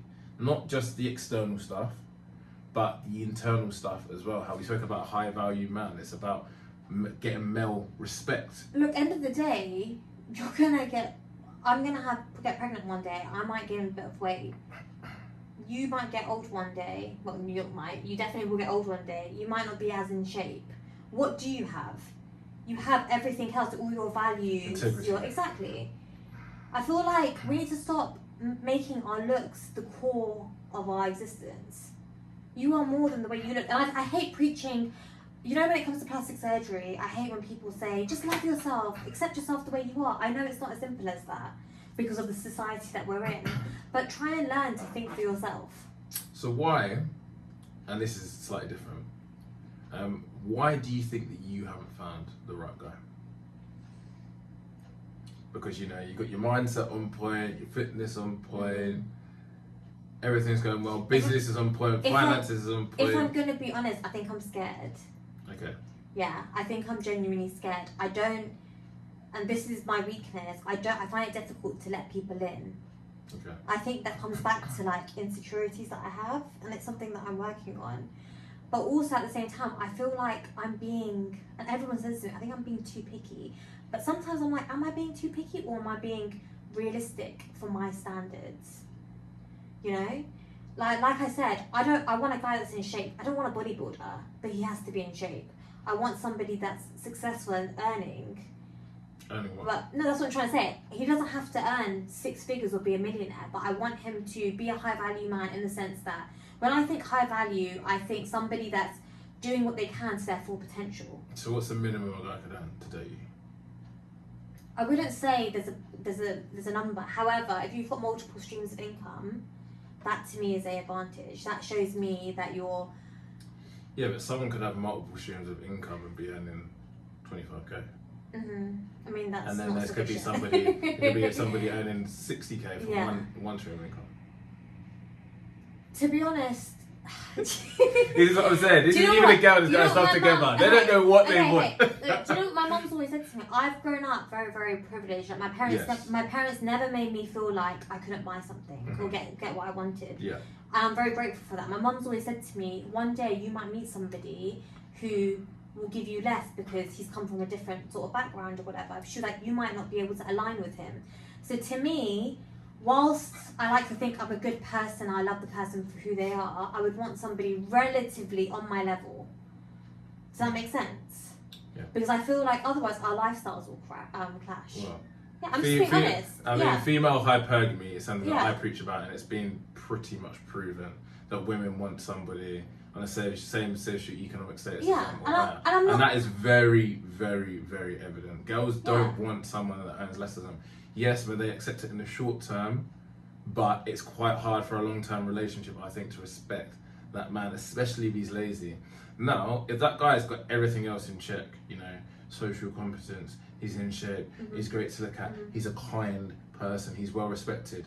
Of course, a girl that like earns a bit more than a man, like it's not the biggest deal in the world, but especially if that gap grows bigger, you know, the guy has to be pretty much doing everything else so on point to make that even slightly realistic, unless they're obviously going to dip standards and go for something. I think it's important just to be honest about it though. Like I'm not going to sit here and be like, I oh, love that. if you work in the pub 2 days a week, that's sufficient for me because you're a good person. And that's a rubbish learning lesson Yeah, for people that are yeah. listening. Like, Because as a woman, I want to be looked after. Yeah. I am a businesswoman. I've always preached, even like when I go on nights out and a guy buys me a drink, I feel awkward. yeah, Even when I go on a date, I feel awkward because I'm so used to. I like paying for myself. Yeah. I'm happy to do so. However, I know that as a woman, I want someone to look after me. I don't want to be the person looking after you. yeah, of course. I will add to your life. I will elevate you. Yeah. But I want you to be able to elevate me too. So I feel like if you're earning well, you're obviously, I mean, it's not direct correlation, but I feel like if you're earning well, you're obviously passionate about what, not obviously, but you're passionate about what you do, you're happy with what you do, you're constantly driving for more and more and more. That will elevate me. You've got drive, basically. Yeah, yeah, You're yeah. showing drive, Yeah. ambition, Yeah. passion for what you do. Cool. Good. It's a good little question. That put you on the ropes. Okay, so let's talk passion for fitness. Where did it come from? Oh, I love this. So this is what we've been waiting So I always, obviously when I was really big, I was too insecure to go to the gym. So I bought a set of weights about 5 years ago. I started doing like plyometrics or some random exercises on YouTube. Lost about 40 kg through doing that. Did the keto diet for 2 years. Lost the bulk of my weight. And then I became So really let me just skinny write that down. Just go over that again. Yeah. So plyometrics for how long? for 2 years Yeah, and lost on YouTube, 40 kg. 40. Yeah. I was just going through yo-yo dieting. I would cut out carbs, I would cut out fats, I would only eat stuff that's made from the ground, I wouldn't put salt in my food. I went through that whole phase because I didn't understand nutrition, you know? Again, what was I doing? I was exposing myself to these influencers online who were promoting all these things. And then about 3 years ago, I said to myself, do you know what? Like, I started looking at all these girls online who had muscle. Like, they had, like, delts and stuff like that, and, like, veins. I was like, that's sick. I was like, that could never be me. I was like, I don't have the potential to be like that. I didn't know it was possible. I emailed 2 personal trainers. I was like, whoever responds back to me, I'm gonna go for it. I'm just gonna start getting PT'd and just learn about fitness. Someone messaged me back, and he trained me for 2 years, and he said to me, listen, like, when I went to the gym, I was like, oh my God, he's gonna think I'm a pro, like, like my plyometric skills are so good. He was just like to me, what is that? So he goes to me, listen, he was like, I think you're too skinny, you don't have muscle, you need to bulk. So I was like, what's this bulking business? I did a bulk, then I did a cut, I did another bulk, then I did a cut, and now here we are. I basically, if you see my before and after photos, I basically completely transformed myself. Yeah, I've seen the pictures and incredible transformation, ridiculous physique. Like, I've spoken to people, spoken to women that aren't bodybuilders, and I'd say, you know, your physique is just as good as theirs. It's crazy, like the amount, and I know because obviously when we message, you're on your step machine. Yeah. Riya was a person that convinced me to get a step machine because it's too cold outside. I've literally got like 20 to get people to steps. buy it. Yeah. Honestly. So I've got my step machine. So with voice messages, you have a back on the step machine, and I step saying back. You're so consistent with your diet. You're more consistent than me. Do you know what it is though? I think I'm a firm believer that if you want something badly enough, you will do it. Of course. And a lot of people are like, I don't have time. You make the time. You have time to scroll on your phone on Instagram and TikTok for 2-3 hours. You don't have time to go to the gym for 1 hour. You don't have time to cook healthy meals. There's a difference between I can't eat healthy and I won't eat healthy. There's a difference between I can't go to the gym and I won't go to the gym. People don't want to do things which are hard. people want the easy route. Yeah. What's that one quote? Do what's easy and your life will be hard, and do what's hard and your life will be easy. Yeah, and I like to say in my quote, which is, it's much better to create a hell out of your heaven than a heaven out of your hell. Creating a heaven out of your hell is basically instant gratification, making yourself happier in the short term, which is only going to make you depressed. It's not moving, it's having, when your life just becomes a quiet life of desperation because it's just too comfortable, especially for a man. Part of being a man is wanting to conquer something, whatever it is. Whereas making a hell out of your heaven is getting up for that 5 o'clock run, getting your steps in every single morning, going to the gym, putting yourself through a grueling workout, which might feel like hell at the time, but you feel great after. Your mental health, your physique, your self-esteem, your confidence, your energy, all things that are going to bring you out of a depressive state and make you happy. Yeah, it's the small wins. You go from 0 to 10, 10 to 20, 20 to 30. I wake up every morning. This morning, because I had to come here for the podcast, I knew I had to go to the gym early. I woke up at 4:30 to do my steps. Yeah, I put my alarm on. I planned out my entire day. She don't play. Yeah, my mum. Ria's not even working at the moment. Yeah, my mum was like to me, just go sleep, it's fine. I go to her, no. I go, I'm disciplined, I have a goal. I go, if I allow my mind to control me, and if I let my mood, I live by this quote, do not let your mood dictate your actions. I love that. I'll take that. Yeah, I preach it all the time. You do. This morning, I was exhausted. But I was just like, as soon as I get out of bed, I'm on it for 10 minutes, I'm going to be like, this is absolutely fine. You got to do the hard things in life. Yeah. Nothing comes easy. And everyone wants the easy way out. You can see why me and Riya talk so much, even just as friends, which is very, very rare. We have a weird relationship where we just talk all the time as mates. But it's because of the motivational stuff that she says. She comes out with some brilliant quotes. I'm like, damn, I need to take that myself for my coaching clients. But I mean, don't let your mood dictate your action. I think that's brilliant. Because it's so easy to... That's why you can never trust someone that's too emotional. Because your emotions can change one day to the next day. I can say one day, I really want to sleep with that girl. It was amazing, it was great. Week after, be like, no, I shouldn't have done that. Yeah, actually, I'm not feeling it. Yeah. And that's why it's so dangerous. Because you can't trust someone that's too emotional because they're too erratic. And it's not it's untrustworthy. Have you heard of Mel Robbins? No. She talks about the 3-second rule. So basically the 5-second rule, I think, or 3 seconds. So she basically says, when you wake up in the morning, your alarm goes off, people will hit the snooze button. Count down from 5, 4, 3, 2, 1, and just get up. You think about life like that. Like, before I do like a heavy set, like, for example, today I was hip thrusting and I was just like, I haven't got this set, I haven't got it. I literally said to myself, 5, 4, 3, 2, 1, push the way up. Do you know what I mean? The more you think about it and contemplate it, you're just gonna fall back in life. And I feel like one thing that I've learned is, like, this is mostly in fitness, the secret to success in your body is discipline plus consistency times 10 years. Because I've been training for 3 years, I can't compare myself to a bodybuilder woman who's been training for 20 years. She's got 20 years extra muscle on me. Do you understand what I'm saying? So I think it all kind of goes back to what we were talking about before. I'm able to look at a photo of a woman and be like, for example, a bodybuilder, and be like, wow, her physique is amazing. But that doesn't take away from me. I don't look at the photo and think, wow, her body's amazing, I look like crap. Yeah, and I'm the exact same. When I'm in the gym, I'm competing against me. Yeah. I've got my little, I've got my little stats and stuff which I did the week before, and I'm competing against me. I don't care what he's doing. He might have a great physique, good on him, but I know what I'm doing. Listen, you're never going to be him. I'm never going to be that girl. Also, I think in life we need to accept, no matter how much surgery you do, no matter how hard I train, somebody's going to look better than you. Somebody's going to look better than me. Yeah. Do you know what I mean? So I know it sounds cliche, love yourself, but literally, it's you against you, not me against that girl, me against that girl. There's room for all of us to succeed. 100%. Do you know what I mean? I always go up to girls in the gym, I'm like, you look great, you've made progress. That doesn't take away from me. No, of course not. Do you know what I mean? I think that's a great point. And, you've had obviously this massive shift on confidence, you've been 15, earning loads of money as like a young entrepreneur, then a really toxic relationship, and then battles with weight loss, and now you're at this point where your mindset's on point, your mentality, you kind of got that winning, driving mentality, 5-second, 3-second rule, whatever it is, where you're snapping yourself into action. Where did that shift come from? I think it comes from a lot of education, constantly learning.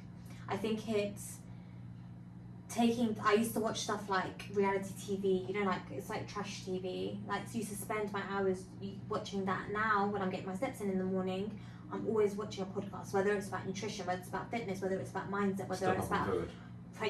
Step up.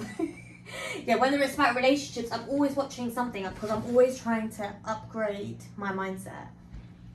And I know it sounds easy said than done. A lot of my friends are like, but how? You're just listening to something motivational that goes through one ear, goes up the other. But I'm listening to it with intent, the intent to learn. I think there's a difference. If you're willing to learn, the information will absorb. If you're not willing to learn, it will not absorb.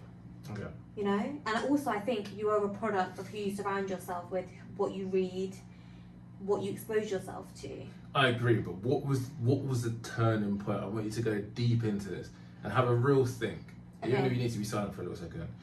What was the turning point for you to say, I'm unhappy with my weight, I need to make a change today? Because obviously you put yourself up to 110 kg. You said your friends were basically filling your head, basically saying that you were kind of perfect the way you are. What was the real turning point that made you say, right, I'm doing plyometrics tomorrow? If I'm going to be honest, I think it was me finally taking some accountability. I looked at myself in the mirror and I was naked and I was like, I don't like myself. I really don't like myself. In fact, I hate myself. I'm disgusted at myself. I used to use that word, disgusted, all the time. I'd be like to my mum, I'm just disgusting. I would use that word. I haven't used that word in years. Yeah, good. Now. Do you know what I mean? Good, Yeah. Says a lot. I think I took accountability. I stopped telling myself, you're just big boned. You're just curvy. These are your genetics. You're red bone. Yeah, these are your genetics. You just have a big appetite. Yeah. Yeah, I stopped telling myself those things. I said to myself, you are fat. You're not big boned. You're lazy. I don't know if that answered your question, but no, you did. It did perfectly. It did perfectly. And what advice would you tell people in that kind of... What advice would you tell women? Because I feel like with men, yes, does it affect men as well? Yes, but men will tell each other that you're fat. Like, what advice can you give to women in that exact situation when all their friends are telling them that they're perfect the way they are? I think, again, take accountability. Actually be honest with yourself. But it's hard for girls to take accountability when everybo's buttering them up in life. If you're an attractive girl, yeah, but you need to be. you don't feel like you're gonna have to but change you when need to be everyone's rational. Like, I'm sorry, but when I was 110 kg, no matter how many times I looked at myself in the mirror, there's not one point I thought, oh yeah, everyone's not lying, everyone's telling me the truth, I really am curvy. I took accountability. I was just like, okay, Riya, listen, I think in life you need to, I always say, control the variables where you can. Am I doing everything I can to better myself? Am I doing everything I can to achieve my weight loss? 9 out of 10 times, no. But I feel like people don't want to have that conversation with themselves because they're constantly relying on other people to tell them that they're good enough.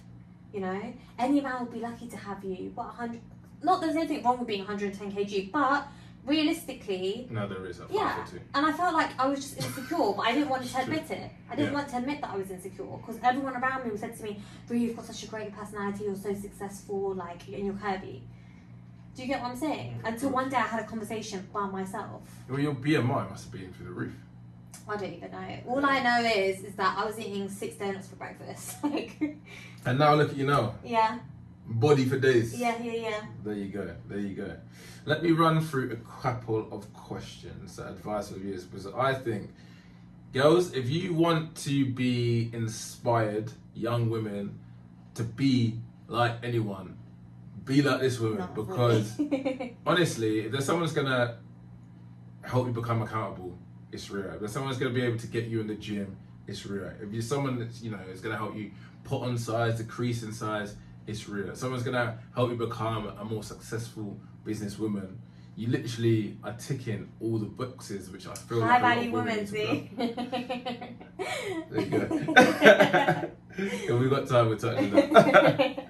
Right, what advice do you have for other people who want to lose weight as you did a few years ago?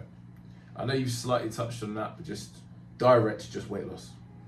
I mean, calorie deficit. Yeah. I would say the biggest turning point for me was actually tracking my nutrition. I know that can be quite toxic for people because obviously it's numbers orientated and people can get quite obsessed. How often should people track their weight? Because not track their weight, track their nutrition. Yeah, that's not bad. Yeah, but I've heard a lot of people have developed eating disorders through that. Of course, Yeah. Yeah. That's why I'm very, very careful with who I say this information to, because I know it's not for everybody, but I do think it's the most accurate way to lose weight. Agreed. Yeah. Yeah. I think prioritize weight training over cardio. Yeah, agreed.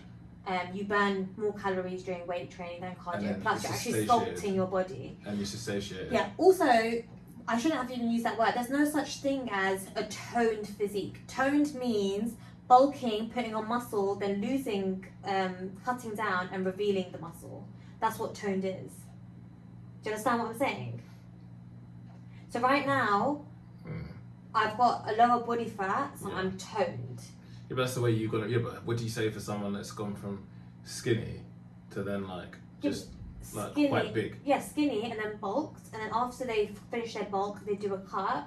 That's when they reveal the muscle. Yeah, but some people just remain. I know when I kind of got big, I didn't really have to because I was younger. I didn't really have to go into a cut to be quite shredded. I mean, I guess it's person dependent. Yeah. For me, to reveal my muscle, I have to have a body fat. Yeah. I I feel feel like like for as you get women, older, especially. For women, I know it's a little bit different. And consistency. Like, stop trying to take shortcuts. It's not a 6-week thing. It's not even a 6-month thing. I'm here on year 3 and I feel like I've just started. Do you know what I mean? See, in my coaching program, I've got the transformation package, and I say in 3 months I can get you results.